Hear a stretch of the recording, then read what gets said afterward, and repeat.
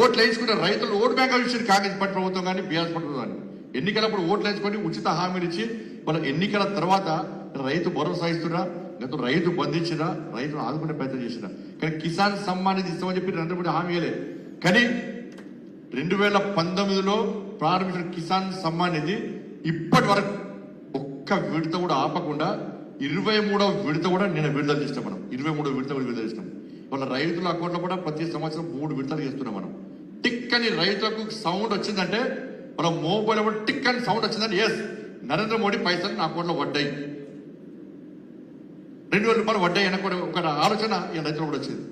నిన్న 9,40,00,000 మందికి మన కిసాన్ సమ్మాన్ నిధి పెడుతుంది 18,000 కోట్ల రూపాయలు విడుదల చేస్తాం. ఇప్పటి వరకు కిసాన్ సమ్మాన్ నిధి కోసం 5 లక్షల కోట్ల రూపాయలు ఖర్చు చేస్తాం. 5,70,000 కోట్ల రూపాయలు ఖర్చు చేస్తాం కిసాన్ సమ్మాన్ నిధి కోసం. ఇలా యూరియా చూడండి, యూరియా బ్యాగ్ ఎంత? యూరియా బ్యాగు బస్తా మీద ఉన్నది 2,700. సార్ నిన్న మనకు కొంచెం పెరిగింది అని కొంచెం 2,700. కానీ మనకు వచ్చేది ఎంత? 266 రూపాయలు. బ్యాగ్ మీద ఉన్న యూరియా బస్తా రేట్ ఎంత అంటే 2,700 రూపాయలు. మన చేతికి వచ్చింది, మన ఖర్చు డబ్బులు కట్టేది ఎంత? 266 రూపాయలు. ఈ సబ్సిడీ ఎవరు ఇస్తున్నారు? ఇంకా 2,300 రూపాయలు సబ్సిడీ ఎవరు ఇస్తున్నారు? మోడీ ప్రభుత్వం ఇస్తున్నది. కానీ రైతులు ఏమనుకుంటారు? నాకు 266 రూపాయలు మాత్రమే యూరియా వస్తుంది అనుకుంటుంది తప్ప అసలు రేట్ ఎంత, సబ్సిడీ ఎవరు ఇస్తున్నారో మనం ప్రచారం చేయలేకపోతున్నాం. అది మన దౌర్భాగ్యం. ఇలా డిఐపి ఎంత? 4,000 రూపాయలు బస్తా మీద ఉంటుంది. ఇలా 1,300 చిల్లర రూపాయలకు డిఐపి వస్తున్నది. మళ్ళీ మిగతా సబ్సిడీ ఎవరు ఇస్తున్నారు? మోడీ గారు ఇస్తున్నారు. ఒక్క ఎకరానికి కనీసం ఎరువులు యూరియా బస్తా 3 వేస్తాం, 3-4 వేస్తాం, డిఐపి 2 బ్యాగులు వేస్తాం మనం. అంటే ఒక్క ఎకరానికి 18,000 రూపాయలను నరేంద్ర మోడీ ప్రభుత్వం ఇలా సబ్సిడీ రూపకంగా రైతులకు సహకరిస్తున్నది. ఒక్క ఎకరానికి ఇది ఎంతమంది తెలుసు? మనం ఎంతమంది చెప్పగలిగినాం? మనం కిసాన్ క్రెడిట్ కార్డు ఇస్తున్నాం, ఇన్సూరెన్స్ ఇస్తున్నాం, మనం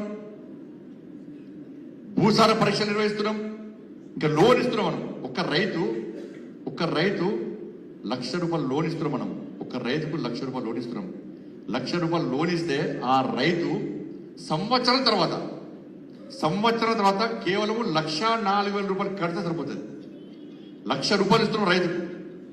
1,00,000 రూపాయలకు సంవత్సరం తర్వాత 1,04,000 రూపాయలు ఎక్స్ అయితే కడుతున్నాం మనం. 4,000 రూపాయలు 1% కూడా కాదు, మిథ్య కాదు అసలు.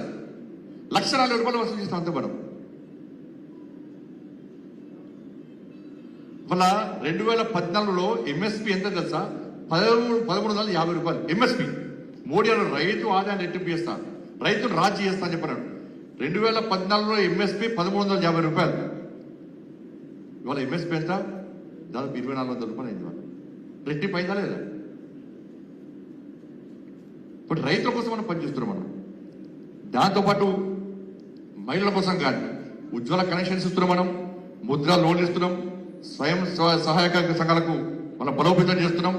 ఇలా మహిళా రిజర్వేషన్ 33% రిజర్వేషన్ ఇచ్చే ప్రయత్నం చేస్తున్నాం. రిజర్వేషన్ చట్టాన్ని తీసుకొస్తున్నాం మనం. కాబట్టి ఏ స్కీమ్ అయినా కూడా మహిళల ప్రయత్నం. ఇంతకుముందు అక్క చెప్పింది, శైలకి చెప్పింది. ఎస్, భారతదేశం మహిళలను గౌరవించేటువంటి దేశం.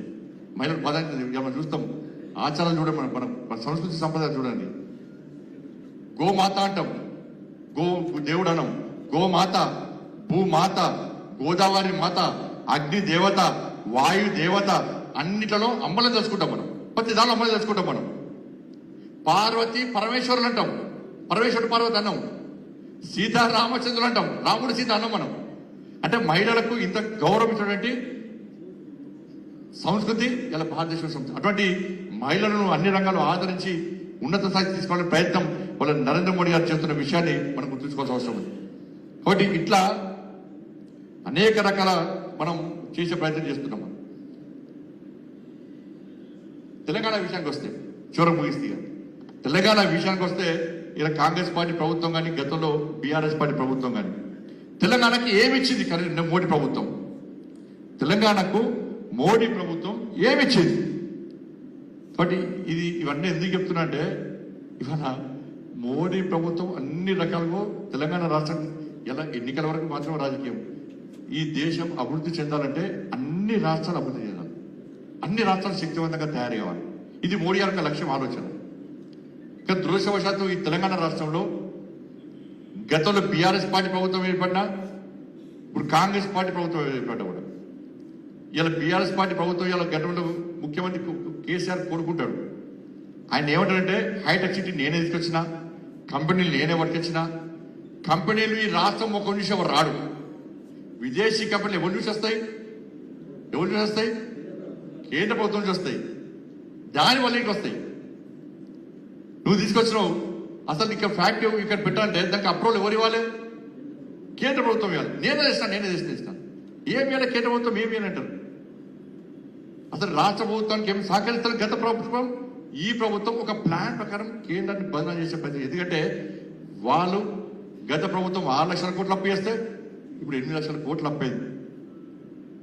ప్రభుత్వానికి పైసలు లేవు, పాలించేటువంటి పరిస్థితి లేదు, ఇచ్చిన హామీలు నెరవేర్చే పరిస్థితి లేదు. కాబట్టి ఏం చేయాలి? కేంద్ర ప్రభుత్వాన్ని విమర్శించాలి. ఈ నేరాన్ని కేంద్ర ప్రభుత్వం వైపు నెట్టాలి. ఒకరు ఆలోచించండి. అలా రైతులు చెప్తాను, ధాన్యాన్ని కొనేది ఎవరు కొంటారు? ప్రతి పైసా, శుద్ధితాల పైసలు మనమే ఇస్తాం, గోనె సంచి పైసలు మనమే ఇస్తాం, అక్కడ లేబర్ పైసలు మనమే ఇస్తాం, ట్రాక్టర్ల పైసలు మనమే ఇస్తాం, అక్కడ సిస్టమ్ పెట్టుకొని వాళ్ళు కొడుతూ ఉంటారు ఎంప్లాయీస్, వాళ్ళ పైసలు మనమే ఇస్తాం.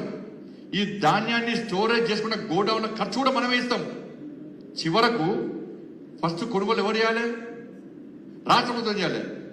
దాన్ని మీడియేటర్షిప్ అంటారు. రాష్ట్ర ప్రభుత్వం కేంద్రానికి మీడియేటర్షిప్ చేసేందుకు దానికి కమిషన్ కూడా కేంద్ర ప్రభుత్వం ఇస్తుంది.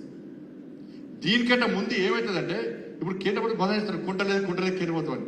ప్రతి పంట కంటే ముందు కేంద్ర ప్రభుత్వము అన్ని రాష్ట్రాలతో ఒక సమీక్ష నిర్వహిస్తుంది. అన్ని